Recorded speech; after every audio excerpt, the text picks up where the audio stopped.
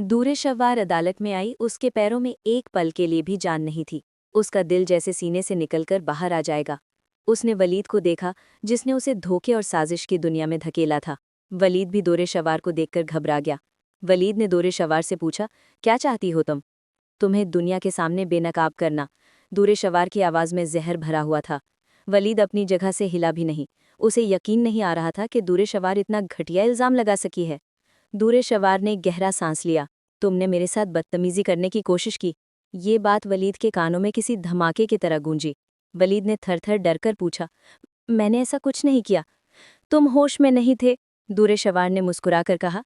तुम दूरे शवार चिल्ला रहे थे। क्या हुआ है तुम्हें वलीद? तुम मुझसे दूर नहीं रह पाते तो ऐसी हरकतें क्यों करते हो? वलीद का गुस्सा सातवें आसमान पर था। तुम्हें बहुत बड़ी गलतफहमी है। ना तो मैं तुमसे मोहब्बत करता हूँ, ना ही ऐसी कोई बात है। दूरे शवार ने आंखें से कोड़कर डांट ली। अब आपने मुझे सोचने पर मजबूर कर दिया है। जो भी करना सोच समझ करना, वरना मैं ये बात दूसरों तक पहुंचाने में देर नहीं लगाऊंगी। वलीद की आंखों में खौफ था। तुम मुझे और खुद को मुश्किल में क्यों डाल रही हो? दूरे शव की हंसी कमरे में गूंजी। मैं तुम्हें मुश्किल में नहीं डाल रही। जो तुम कर चुके हो उसके बाद तुम्हें मुझे अपनाना होगा। दूरे शवार ने एक शर्त रखी, जिसने वलीद की सांस रोक दी। इस घर में रहते हुए तुम मुझसे निकाह कर लो। तुम्हारी बीवी मावरा को कुछ भी पता नहीं चलेगा। मैं भी तुम्हारी बीवी बन जाऊंगी। वलीद की दुनिया हिल गई थी। लेकिन क्या दूरे शवार चुप रहती? क्या वो मावरा को ये बात नहीं बताती? निकाह की तैयारियां जोरों पर थीं। दूरे शवार बहुत खुश थी। उसे लग रहा था वलीद की जिंदगी अब सिर्फ उसी की होगी, और मावरा, वो बहुत जल्द उसकी जिंदगी से हमेशा के लिए चली जाएगी। लेकिन दूरे शवार को एक बात का अंदाजा नहीं था। उसकी सारी प्लानिंग अब खत्म होने वाली थी, क्योंकि शहीद अब जेल से बाहर आ चुका था। शहीद सीधे अपनी माँ के पास गया। मैं उस लाड़की से बदला लूंगा माँ, ऐसा बदला लूंगा कि वो जिंदगी भर याद रखेगी। रात हो चुकी थी। दूरे शवार अपने कमरे में लेटी आने वाली सुबह का बेसब्री से इंतजार कर रही थी। उसे नहीं पता था उसके लिए अगली सुबह आएगी भी या नहीं। अचानक एक अजीब सी आवाज़ आई। दूरे शवार घबरा गई। ये आवाज़ कहाँ से आ रही है? वो उठकर देखने लगी। उसे लगा कोई उसके कमरे में है। दूरे शवार चीखने लगी, मदद के लिए पुकारने लगी। तभी शहीद उसके सामने आ गया। बस कर दो दूरे शफ, अब तुम्हारी मदद करने के लिए कोई नहीं आएगा।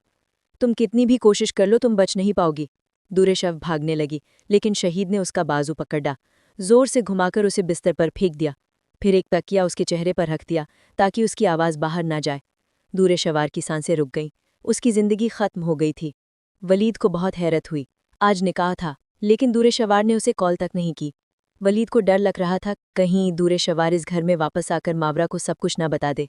वो दुआ कर रहा था किसी तरह उसे इस मुसीबत से छुटकारा मिल जाए। तभी वलीद के फ़ोन की घंटी बजी। आपको थाने बुलाया जा रहा है। वलीद हैरान रह गया। उसे लगा दूरे शवार ने उस पर कोई एफआईआर दर्ज करवा दी है। जब वलीद थाने पहुंचा तो उसके पैरों तले ज़मीन खिसक गई। दूरे शवार की मौत हो चुकी थी। वलीद को यकीन नहीं हुआ। ये कैसे हो सकता है? वलीद खामोश रहा। फिर उसने पुलिस से कहा, हाँ, मैं ही इसका वारिस हूँ, मैं ही इसे दफन करूंगा। दूरे शवार को किसने मारा था, शहीद या वलीद? और वलीद ने दूरे शवार को अपना वारिस क्यों कहा? क्या ये सिर्फ एक खत्म हुई कहानी है, या फिर इस कहानी में एक नया मोड़ आने वाला है?